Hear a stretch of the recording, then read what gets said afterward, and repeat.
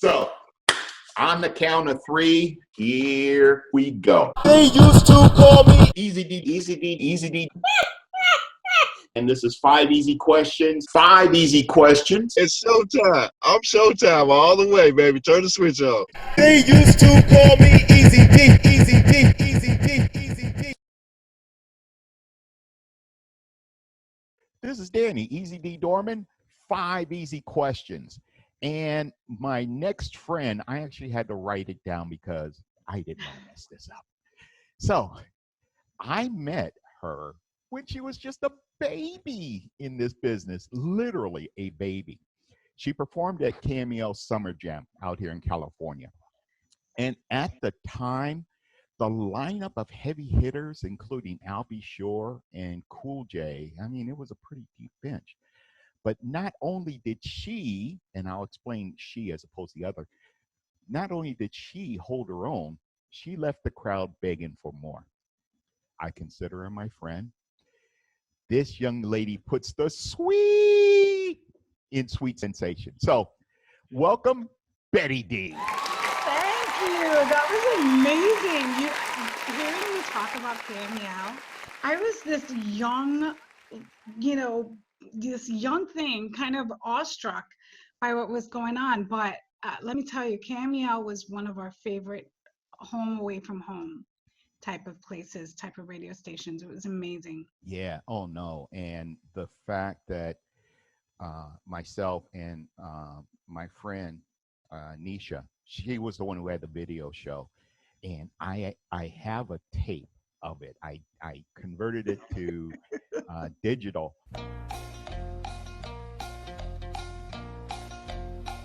I believe, were we wearing these blue poofy I remember that. Yes, we had these big blue, for those of you who are a little on the young side, fashion trends back then were really big poofy sleeves, and it was all very big in the shoulder. So yeah, we have very, Oh yeah. Kind of like a combination of cheerleader outfit and and the pronounced shoulders. But yes. you guys were so cute. It was like gorgeous, but still cute. Thank It you. was like, that's why when you see the video, you'll see I was what? overly. You were having a good time. I think a lot of people were having a good time that day. I haven't even asked the question yet. I know. I love this. We're just connecting. We're of just course. connecting, Danny. Of course. Well, here's the question, and this is for the 2 or 3 people who don't know how Sweet Sensation formed. So why don't you tell us how Sweet Sensation was formed? Well, like we just previously talked about, I was 17 years old. I was friends with a girl named Margie. So Margie and I were friends, and I always had a headset on. I used to carry those little, CD players and radios. And I listened to music all day long. I was really heavy into Latin music, R&B music. So I think I was singing an Atlantic Star record. It might have been Secret Lovers or one of those, but I would sing it over and over again. And she looked at me one day. She goes, you can really sing. Did you ever consider being a singer? And I looked at her. I was like, no. No, I loved singing. I was always in the choruses. And she's like, well, I know this guy, and he's working with this group right now called Sly Fox. Why don't you come and meet him? And I'll tell him about you. I said, okay. I went to her house, and I show up, and she introduces me to this gentleman named David Sanchez. And he walks in with this huge, remember we had those big boom boxes everybody carried around. He walks into her living room, puts the boom box down, sticks a cassette in. He goes, so I heard that you can sing. I'm sitting there like, oh, okay. I like to sing. So he's like, well, sing something that you've been singing lately, or a favorite song of yours. Now, I know that I sang a Stacey Ladisar record. I don't know which one it was. It was some obscure song that I was singing at the time. And he recorded it, and then he leaves. So it's nice meeting you. He says, Margie calls me and says, the production company that David works for, they want to meet you. So I'm like, okay, well, I go with Margie Mhm. to Intergalactic Studios to this meeting, and I meet Sherry Shepard and Ted Courier, who ultimately became my producer. Mhm. And recording in the studio that night was a group called the Boogie Boys. And the Boogie Boys were sitting there recording part of their second album. And if you don't know who the Boogie Boys are, they recorded one of the most iconic hip hop records in New York, and it's called Fly Girl. Oh yeah. And Boom, um, boom. yes, Fly Girl, Fly Girl. Mm. So I knew about them. So here I'm 17 years old. I'm like, oh my God, the Boogie Boys are right there recording. I meet Romeo JD. Mm. Mhm. Sherry introduces me to Romeo. We meet, we click instantly. He says, I'm going to write really great things for you. And now Romeo came from, a hip hop background, Mhm. and he had never delved into doing dance music or anything like that. Right. But um, we kind of just, we gelled. And he wrote Hooked on You, and I recorded the demo. And after recording that demo, we went into the studio to record it. Now, Hooked on You, a lot of people don't know this, was originally titled Could It Be? So Romeo had written this amazing song for me and called it Could It Be? When we finally got into Unique Studios in New York City to finally record the song, Ted Courier was there, David Sanchez, just our engineers, they came up with this really great hook Mhm. called Hooked on You. Let's call it Hooked on You. So then Hooked on You is born. That's how that part of it started. I'm gonna name off your hits: "Victim of Love," "Take It While It's Hot," "Never Let You Go," which I checked it out. You reached #1 on the U.S. dance charts with Yes, Never that. Let You Go. "Sincerely Yours," and then of course "Hooked on You." You have generations of fans, and you communicate with each and every one of them, um, at least through Facebook. And these songs, the reason I put these songs down is because that's how you and the girls are remembered.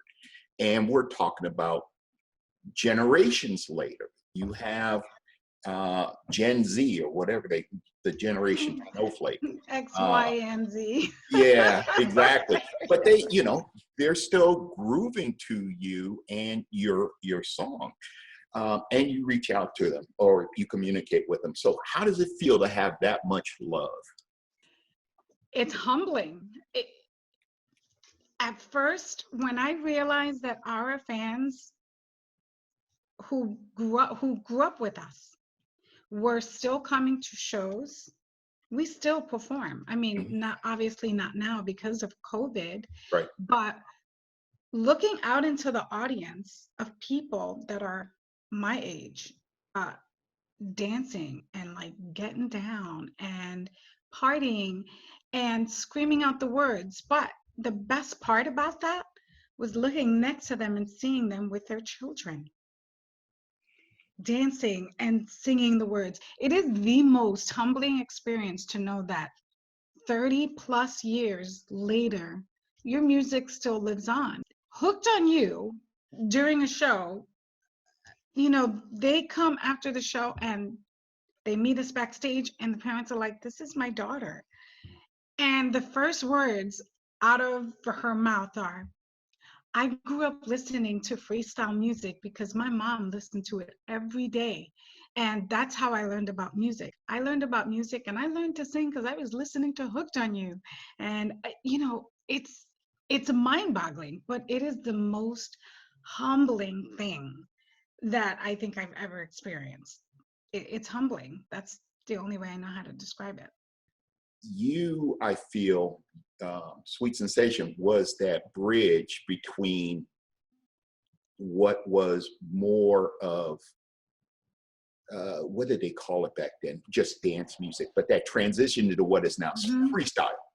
So Yes. I think of you ladies and a few others as the foundation to what is now freestyle. And think about it. I see your eyes up in the air. I know. I'm thinking. I have something to add to that. So freestyle music. If you come to New York, there are some like songs that you hear that people will say, "Oh, that is the freestyle anthem." to be completely honest, we were never really considered part of that freestyle community in the beginning. When Hooked on You was first released, here's a crazy thing. It was released on a radio station in New York City called WBLS and Kiss FM. These are all urban radio stations. Right. So Hooked on You was playing on rotation at Kiss. That's, I heard it the first time, I remember, on a college station that was an R&B college station. Right. So when Sweet Sensation, Cover Girls had already been out, and they had the song Show Me. Right. So this sound, this freestyle Latin hip hop sound, they were calling it. Right. Out. I mean, it was doing crazy stuff. I have to say that being born and raised in New York, and then experiencing the love that we felt in California was, we can't tell you enough. I mean, we used to say it when we were on interviews at the radio station. California was the first market to completely and totally embrace Sweet Sensation. It was our very first show outside of New York. Florida and New York were the two markets that kind of, they picked that song, they picked it up, and they ran with it. It was on fire. And Studio 47, going to meet everyone at Cameo, those are all the beginning days of what would become one of the best relationships, I think, for Sweet Sensation, is the relationship we have with our California fans. We couldn't even believe it. We're like, we're going all the way to California. It was amazing. And so coming back to New York, we were like, oh, they're going to play our song, on the radio? Hello, there are people in California who love this song. But they ultimately did. It started as an R&B record. Like you said, there were other artists who were kind of paving the way. They were laying the bricks for that foundation, brick by brick, song by song. And then here we come along, and freestyle, as I actually don't really know who coined the term freestyle or where it even came from. There's so many conflicting, stories about where it is. I don't know. All I know is that it was a genre of music that came about that to me is like no other. It has endured, and we can still do these live shows for our fans. They used to call me Easy D, Easy D, Easy D, Easy D.